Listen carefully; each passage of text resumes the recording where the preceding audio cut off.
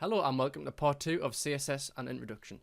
In the last part we learned how to set up a CSS file and how to target different HTML elements in the CSS file. So we learned how to target the H1 by simply writing H1 followed by the brackets and then the properties and values.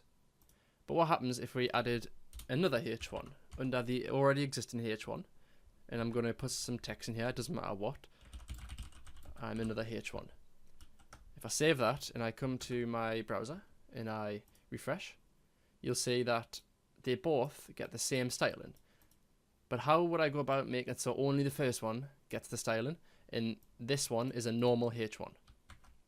A way we can do this is with class names. And a class name is something we give to a HTML element inside of the opening tags. This is a property and the property is called class, and we're going to set that equal to a string.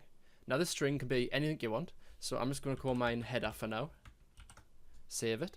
I'm going to come to the index.html file, and what we want to do, instead of targeting every h1 that exists in the HTML file, we're going to target a class, and we're going to target the class of header. And we do this by first writing a full stop followed by the class name. So I called mine header. And now if I save that and I refresh, you'll see the second one goes back to the original H1 styling.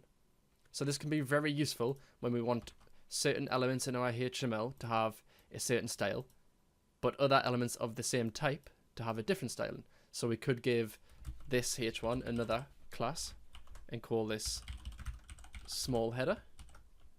Come into my CSS, I'm going to make a new one, a small header,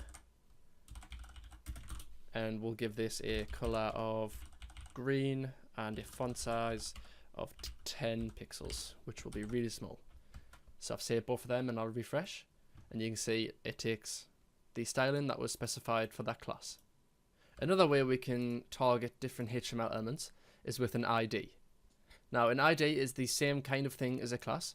It takes a property called ID, and then we set that equal to a string, and we call that whatever we want. So I'll just keep mine as a header, and I'll change this to an ID too, and I'll save that. Now if I don't make any changes to the CSS and I come in and refresh, you'll see they both revert back to the normal styling, and that's because we don't use a full stop when we are using classes. Full stop means that the text after this is a class. We want the text after this to be a ID, and to use an ID we use the hash. So we're going to put a hash there and a hash at the beginning of that one, and I'll save, come in and refresh, and you'll see it takes again the styling that we had earlier. Now what's the difference between a class and a ID?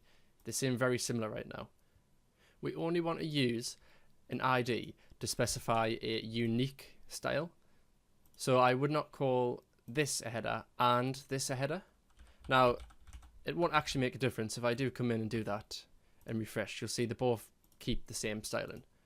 But this will become very evident not to do further in web development when we're using JavaScript, so it's just a good habit to get into right now, and I would just suggest using classes anyway. They are a lot more useful, but they are both good to know about. And that's it for part 2. It was very simple. In the next part we're going to get on to a bit more complicated stuff. We're going to be looking at padding, margins and multiple class selectors. Thank you for watching.